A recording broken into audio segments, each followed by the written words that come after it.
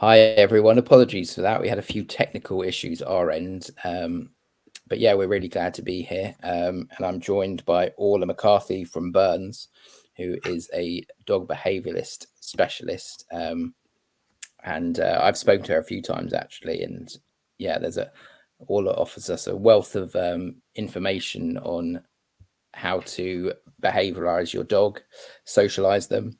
So I think if we start off, with the basics. Orla, do you want to tell us what socialization is? And yeah, we'll go from there. Yeah, sure. Poor Mark, he gets advice whether he wants it or not when he talks to me, don't you?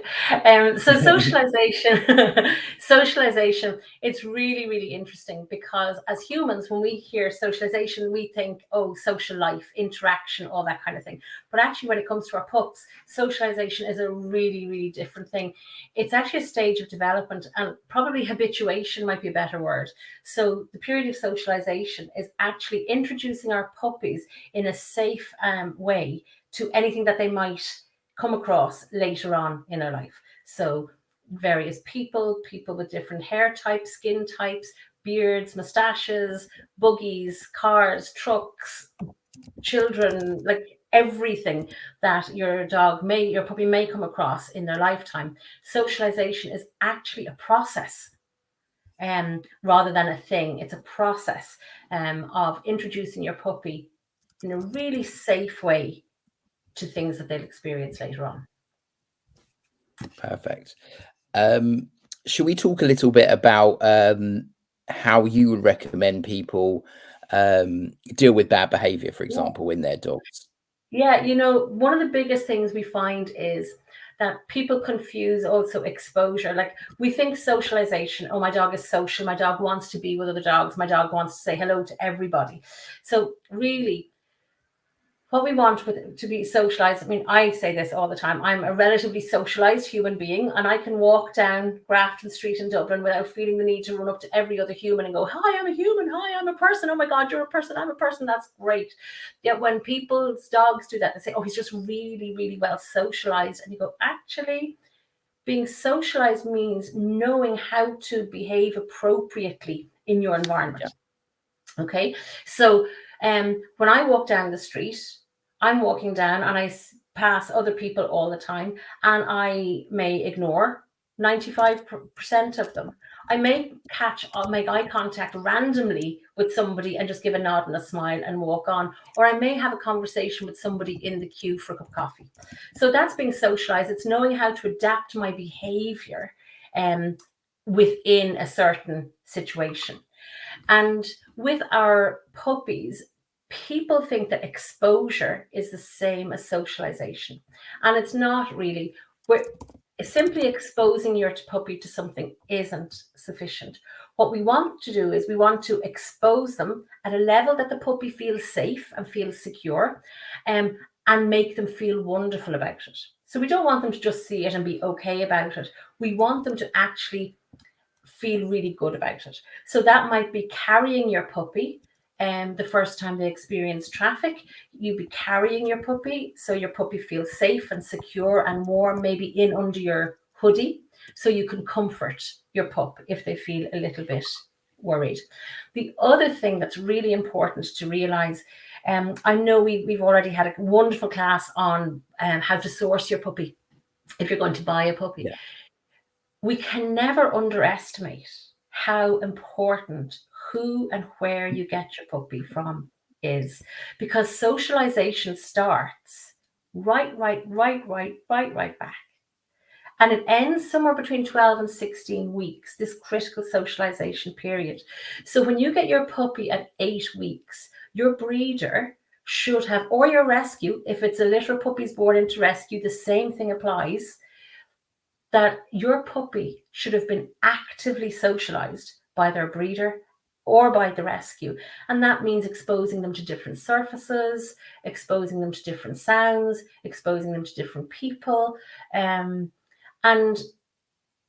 it is folly, I suppose, to think that any puppy that has been born into an intensive breeding situation where somebody may have, here in Ireland, you can be registered for 90 breeding females, and you're a registered breeder, it is impossible for those puppies to have had enough interaction with people and situations to be prepared to come into life as a companion animal in a home. So if puppies are sourced from these places, they come to us at 8 weeks with a deficit already at 8 weeks. They've missed out on 6 or 7 critical weeks where they should have been experiencing the world. So it's really, really important that puppy parents realize that where they source their puppies from, whether it's rescue or breeder, that these puppies must have started their socialization journey ever before they leave their mom. So, does that make sense? Ooh, Mark, you're on mute. Actually, Mark, I can't hear you. Thanks, Orlagh. Sorry about that. Yeah, that makes sense. Actually, I was going to ask you something that we see a lot of questions about on our feeds is separation anxiety. Yeah. And I know that's something you deal with a lot and you have experience with. Is it something you could talk about now just to help those? Sure.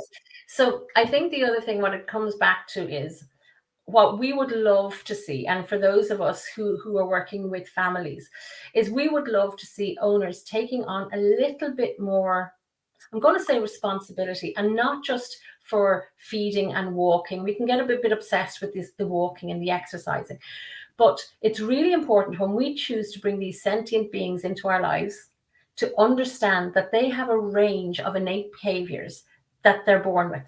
So every puppy is born with a range of behaviors, and some of those will vary slightly depending on the breed or the mix.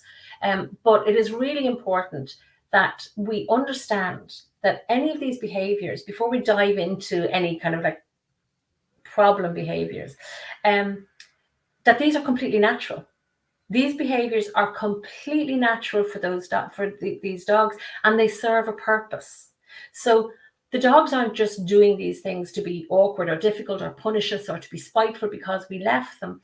In the case of separation anxiety, it has been kind of compared very much to a panic attack. So these dogs have been brought into a family home and they have never been given the skill to be alone. So it's really important when we get our puppies in that we teach them that, much as we love them, that it is okay to spend time slightly separate to us and to have downtime, in exactly the same way as we put infants in their cribs. You put infants into cots, that there's a certain time of the day for human babies that they actually, for their own benefit, they need to sleep and they need to go to a safe, soft place, and they learn then that when they wake up, their needs are attended to. Really, really important that we don't blame the dog. And it's so easy. And you see people all the time saying, my dog did this, my dog did that. If we take nothing else from today, it's that every behavior has a function. And if your dog is doing something that you don't like, you might think it's inappropriate and it might bug you and it might wreck your house and it might be something that you think is a potential deal breaker. First thing you have to ask is why? What's the function? Why is my dog doing this? And the big thing is like, so, you know, we talk about WTF, like, but it's what's the function? Why is my dog doing this? And if you can educate yourself a little bit on how dogs function, how dogs work, how they communicate, well, then it'll make it much easier for you to understand what your dog is trying to communicate to you. And then that just sets everybody up for a much, much happier relationship. So with separation anxiety, the function of it is absolute despair. The dog is having a panic attack. The dog has not been taught how to feel safe while alone. Yeah. So that's what. And is that something you can, can you help that behavior if they're 6 months or a year old? Is that something you can still work on? Because we get a lot of questions from people, obviously with puppies, but not just puppies, people who have a dog that might be 1 year old, 2 years Mhm. old. Is that still a behavior you can train them out of? Yes, it's not training, because Right. training, now this is kind of splitting hairs, right? But Yeah. training is teaching a dog how to do a specific behavior at a specific time in response to a specific cue. Okay, so Yeah. that's training, that's teaching the dog. So when you're looking at panic, when you're looking at separation anxiety or reactivity, or any of the things that owners come to us and they say, I'm having a problem with this, the big thing is we need to turn that upside down and say, you're not having a problem with this. Your dog isn't doing this to give you a hard time. Your dog is having a hard time. And I think if Yeah. we can just do that, if we can just flip it on its head before we delve into it or dive into it, if we can just get owners to understand that your dog is struggling, and the function of this behavior, it comes from somewhere. There's an emotional component to it. So with separation anxiety, there are plenty of ways that we can help a puppy or help a dog, but it all depends on the level of distress that dog is experiencing. If it's howling and then settling, or maybe pacing or sleeping or not eating, they can be addressed, and we can do that. But sometimes we have dogs who will do anything to escape. They eat the sides of windows, they eat furniture, they self-mutilate, they do all sorts of things. And in that case, you need to find a behaviorist and work hand in hand with a vet who is willing to work with you, because some of these dogs will need medication, anti-anxiety medication. I'm not saying every dog that has separation anxiety needs to Yeah. be medicated, but for some reason, we acknowledge that they're sentient beings and we love them for that, but we don't realize that some dogs also have mental health issues. So anxiety in a human is a mental health issue. Anxiety Yeah. in a dog is also a mental health issue that may or may not require medical intervention. But working with a behaviorist who doesn't use any fear or intimidation or tools that cause distress or harm or pain is vitally important. And it's not a quick fix. There No. is Yeah. no, oh yeah, do this. It's not a quick fix. It takes commitment. And that's what you sign up for. I think that's the thing we also need to realize, that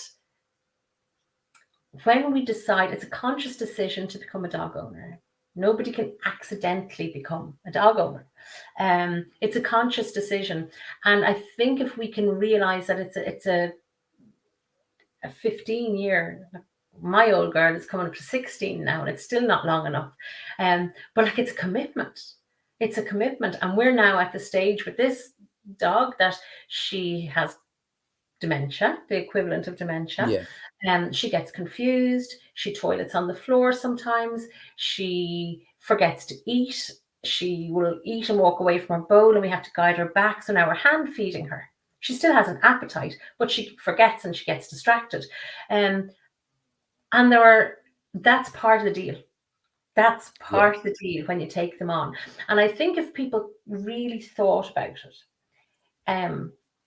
and educated, you get so much more out of your puppy and out of your adult dog if you invest in understanding them. I think Yeah. that's the big thing. And realizing that everything they do, they're doing for a reason. The good stuff and the bad stuff. There's a reason it's happening, and it has value. That behavior has value to your Yeah. dog. Even if it's eating your couch when you're gone, even if it's jumping all over you when you come in from work, there's a value. The dog's getting something out of that. And I think that's really important for us to realize. They're not doing it to be bold or spiteful or anything like that. Thank you. I think one of the other topics we were going to discuss was acceptable behavior when interacting with other dogs on a walk. I know Yeah. this is something that everyone will have experience with. There's often a dog that's possibly too lively, or don't know if you can if you need to put yours back on a lead. Is that something you can talk about, and what your experience there is, and what you think is the best behavior? Absolutely. I would say a blanket rule. And if we could do nothing else, if we could just get every dog owner to do this, life would be so much easier for everybody. And I would say, and it's what I say to anybody that I'm teaching, any puppy class, there should be etiquette. If you're walking along and your dog is off lead and you see another owner and their dog is on lead, put your dog on lead. It's not about your dog. It doesn't matter. The number of people who allow their dogs run into the faces, and there's probably people on here who go, oh, that happens to me, it drives me mad. So a dog runs up to another dog on lead, and the owner of the running dog will shout, it's okay, he's really friendly. And you go, yeah, but my dog isn't. Your dog may be injured, your dog may be blind, your dog may have had a really, really poor experience with another dog previously. Yeah. In my case, I have worked with assistance dogs, and these are dogs who are in training. And the number of people who just allow their dogs run randomly up and interfere with other people's dogs is ridiculous. And what I say to dog owners is, if somebody's dog is running at your dog, roar at the owner, shout at them, hold them accountable. Put your dog on lead, recall your dog. If your dog can't be recalled, it shouldn't be off lead. But the etiquette should be, if you see another dog on lead, your dog goes on lead. If you walk in a wooded area or a beach or an area that is known for dog walkers, in general, you'll get the vibe, your dog's off lead and you know your dog is fine. And you see somebody else coming and their dog is off lead and they're not making any effort to put their dog on lead. Oftentimes it can be that both owners kind of get that both dogs are going to be okay. But we should never mix on lead and off lead dogs. So it's really important to advocate for your dog. The same goes for your puppies from the socialization point of view. We have people who come into us and they'll say, he used to be great. He used to love his walks and now he's terrified. When we take the lead out, he runs and hides. And sometimes that can be because you have puppies who have maybe not come from an ideal start. So they haven't met very many people in their first 8 or 9 weeks. They come into a family home and suddenly they're bombarded, like they're love bombed. Everyone wants to hold them and snuggle them and cuddle them, and there's a lot of noise. And then when they go out on a walk, people love puppies. People love puppies. And they come over, oh my God, your puppy's so cute. Oh, he's gorgeous. He's so cute. And what can happen with these puppies who are struggling? They're overwhelmed. And it's like, oh, this is a bit scary. This is a bit too much. And the puppies learn that when they go out, they learn to be secure enough within their own family environment. But they very quickly learn that when this piece of cloth comes out and is attached to them, they go out that portal into the scary place where they're bombarded by strangers. And we'll often have puppies who at about 12, 13 weeks will just decide, I don't want to do that anymore. I don't want to go walking anymore. And it's because they've been completely overwhelmed. And my rule of thumb with owners, and I make no apologies about this, your dog is not public property. And if people are hassling your puppy, tell them to stop. Please don't touch my dog. It doesn't matter if those people think you're rude or they think you're odd. Your puppy is not public property. So it's really important to advocate and go, no, sorry, please don't touch my dog. Or yes, you may touch him, but it's not okay for people to just come and lean in. Think of how small a puppy is. And we have humans leaning in over them, 2 or 3 hands, and everybody's touching them. That can be quite overwhelming for a puppy who might not have had a great start. It'd be overwhelming for anybody, really.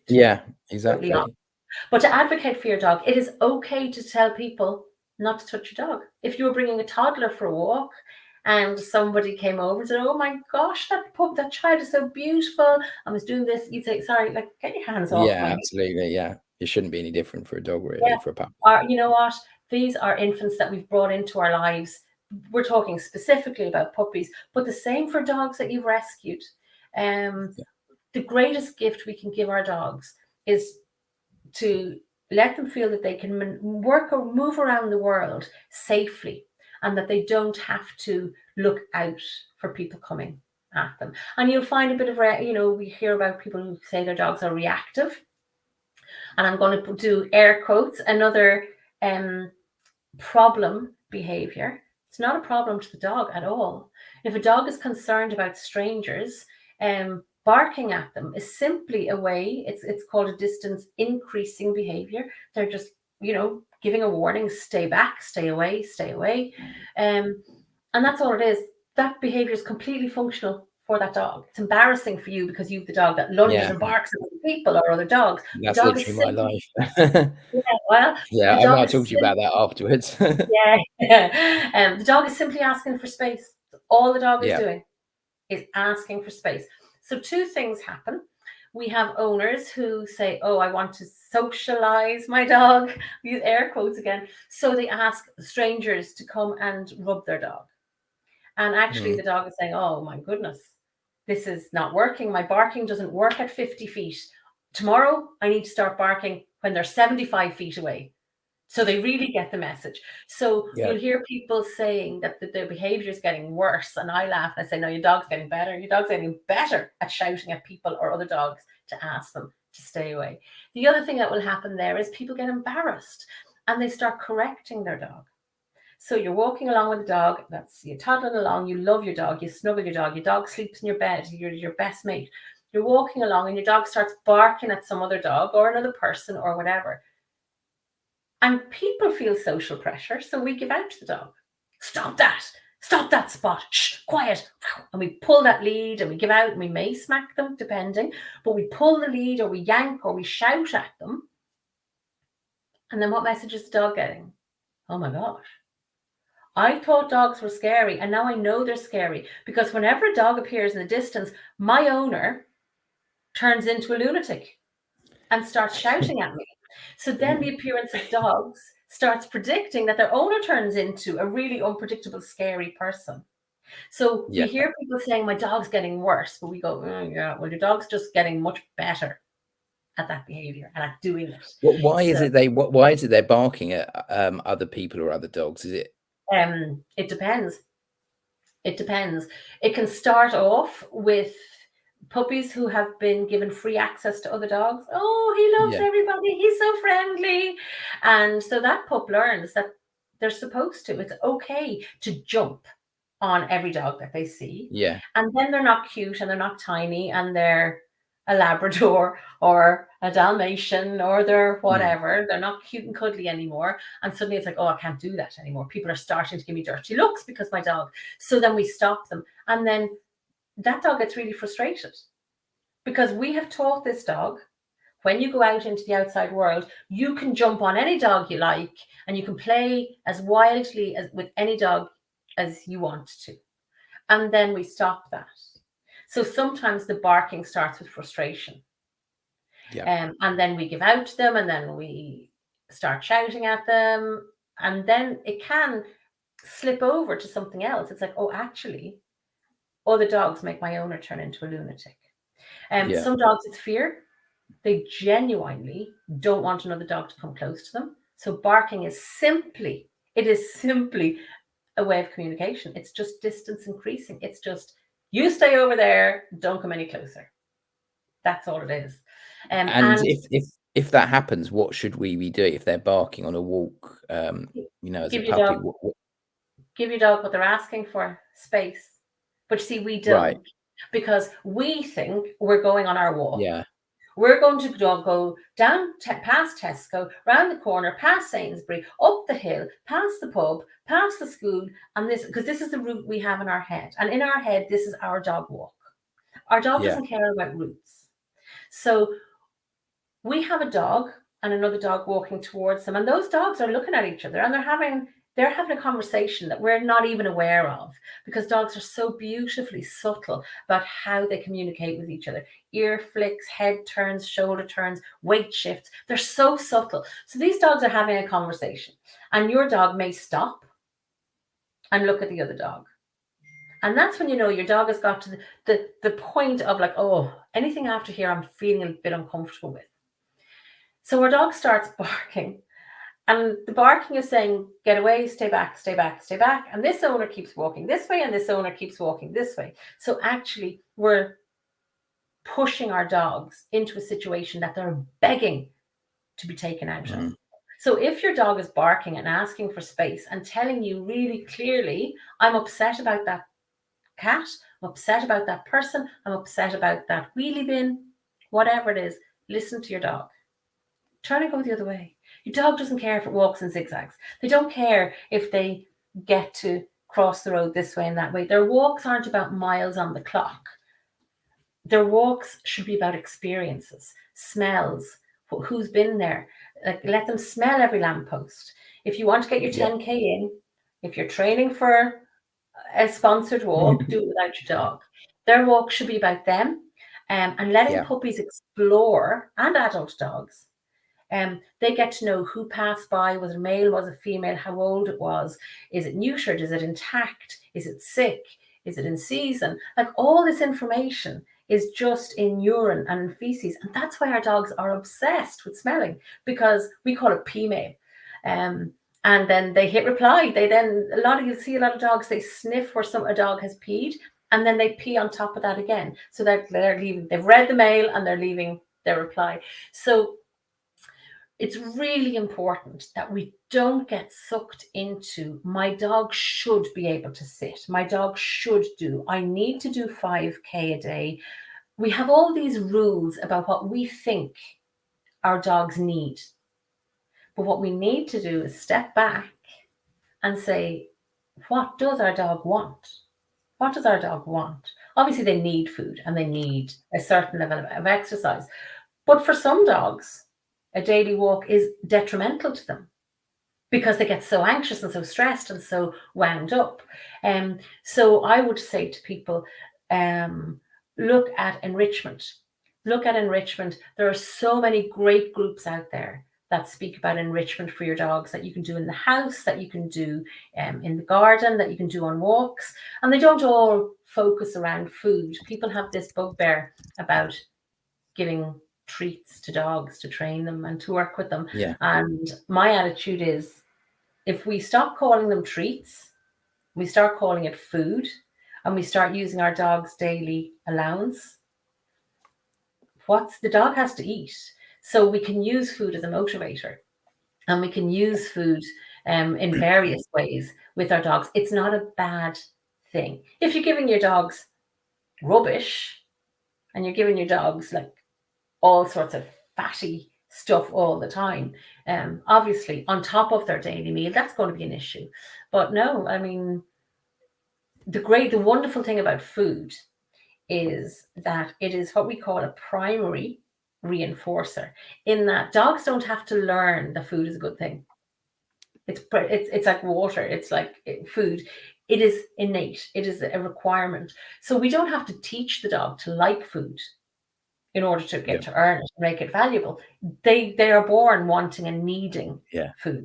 So we can use our dog's daily allowance, their daily food allowance, to support our training throughout the day, and to make our dog feel if you've a food motivated dog, for some dogs it will be a ball or something, a squeaky toy. But this idea of good boy Spot, that's a motivator for our dog. Oh no, that's reward enough. If we're looking for our dogs to change their innate behavior and do something because we want them to do it, good boy Spot doesn't cut the mustard. We need, we're asking them to stop. If we're asking them to do a behavior, I want you in this instance not to act like a dog, to put your natural innate behaviors on the back burner and do what I want you to do instead. That's a big ask. So we need to pay that to make it worthwhile. And the behaviors that we pay are the behaviors that are repeated. So Mark, if every time you were in the office and you noticed that every time you scratched your nose like this, somebody discreetly came over and put £10 on your desk. And you're going, well, okay, I'm going to try that again. £10 on your desk. What did you think you would do every time you walked into the office? Scratch your nose. There you go.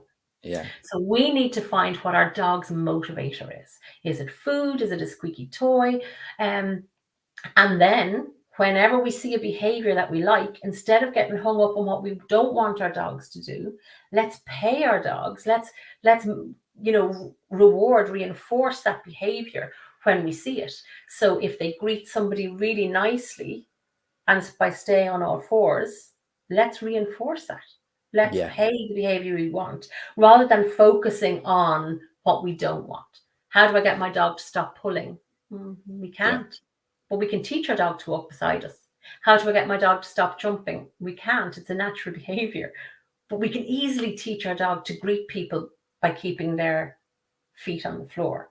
So what we need to do as humans is get out of our own heads and stop looking at it from our perspective down. Because when you start looking at the world from your dog's perspective up, it's a much nicer place, and your relationship with your dog is just exponentially better. I wouldn't go to live in Spain without learning some Spanish or figuring out some of the local customs. And yet we bring these beautiful, wonderful animals into our lives, and we expect them to act like four-legged furry humans. And they're not four-legged furry. They're so much better than four-legged furry humans. They're amazing in their own right. And what makes them so special is the very dogness of them. And it's one of the reasons, and I know I have touched on this before, I made a very conscious decision a long, long time ago not to use the term fur baby. And that's a personal thing. And it's nothing to, I adore my dogs. I have multiple dogs. I absolutely adore them. I don't go on holidays. I spend my money in the vets because they're all quite old now. I adore them, and I do everything that I can for them. I also have human children and I have human grandchildren. And the reason I don't call my dogs fur babies is because my relationship is magical with them because they're dogs. And I think as soon as we start calling them, I'm going to say, sorry, I'm going to offend people, I'd say, I'm going to say silly names. As soon as we start calling them silly, frou-frou, fluffy names, it's much easier to forget that they're a species in their own right with their own set of needs. We kind of make them like an extension of our species, but they walk on all fours. And it's not that. They have their own needs that must be met. They have physical needs. They have emotional needs. They have psychological needs. And they have behavioral needs. And if we don't tick all those boxes, that's when we have behavioral issues. So really, really important that we educate ourselves on who dogs are, what dogs are. And I'm telling you, life on the other side of understanding canines is so much better than struggling, thinking that there's something wrong with the dog. What's wrong with my dog? I've had dogs all my life, and I hear this all the time. No, I'm great with dogs. I've had dogs all my life. I can train him. And I'm going, I've had teeth all my life. Doesn't make me a dentist. You've never had this dog before. And that's the big thing. I'm all about that dog in that moment. Doesn't matter what the dog did yesterday or what the dog may do tomorrow. And people say, no, I've had dogs all my life. And I'm going, yeah, but you've never had this dog with their set of needs and wants and desires and fears and anxieties and preferences. We just before we wrap up, that was fantastic. We've got a couple of questions. I just wanted to show this one from Sam. Her poodle starts having separation anxiety after in public after a phantom pregnancy, and she can't leave her with friends. Even if she needs to go to the toilet in the restaurant, she has to come with Sam. So are there any tips that you could give her for things to ease up that? Okay, well, what I would say is a phantom pregnancy, it depends on how long ago it happened. So phantom pregnancy is hormonal. So there are hormonal imbalances going on. And you will often find anybody who has a female who hasn't been spayed, that some females, when they go into season, they become very clingy at that time, and they just become clingy and they just become a bit needier. And it may be that this little poodle, when she's in her normal season, may be a little bit needier, and after the phantom pregnancy, the hormones can be all over the place. What I would say is, once, it's fantastic that Sam has realized that her poodle has this problem, because recognizing that your dog is struggling is the first step. And then what to do is start practicing at home, when in a safe space. So start practicing leaving the room, leaving the dog behind you in a room where the dog is secure and the dog feels really, really safe. And then that can be brought out into the wider world. If the dog is experiencing separation anxiety and is struggling and is worried when her owner is out of sight, out in the big bad world is not the place to test it. So I would tend to say, as long as it's not a standard poodle, put her under your arm, go to the bathroom, and then start at home. Start the whole process and get help. I know we have published, there is an article that Burns did publish during COVID about separation anxiety, because it became quite an issue for some dogs when their people went back to work. So I don't know, maybe you might be able to link that in. But I would say practice at home, and either leave your dog in a place where she feels safe, or if you have her out, bring her with you to the bathroom until she relearns. If this is a new behavior, once the vet has given her dog the okay, that we just need to make that little dog feel secure again. Yeah, that's brilliant. Thank you. That was really, really great. I think there's, even myself as a dog owner, there's loads of things I've just taken on board from that. So thank you so much for joining You're more us. than welcome. We could have gone on for 2 hours. When you get me talking no, about... literally, I know we had a couple of other questions. There's loads we could have discussed, but yeah, if for anyone who wants to reach out to you guys, I know you're part of the John Burns Foundation, and can they reach out to you there via the website? Is that right? Absolutely, absolutely. There's email addresses, and they can reach out there. I think the big takeaway is socialization sets your puppy up for life. So don't say, oh, it's grand, it's fine. Like, put effort into it, research it, figure out what your dog needs, and figure out how to do it. And then the second thing is, spend the next 15 years being empathetic towards your dog's needs and looking at how your dog is viewing the world and how your dog is viewing. And you'll find, because we love them, if we start realizing how they're feeling and being empathetic towards their needs and their emotions, we will naturally shift our behavior to facilitate the dogs, and we end up with a much stronger relationship and a much deeper relationship. It's magical. Brilliant. Thank you so much, Orlagh. Not a problem. I really appreciate that. You're more than welcome. Take care. Bye. Bye.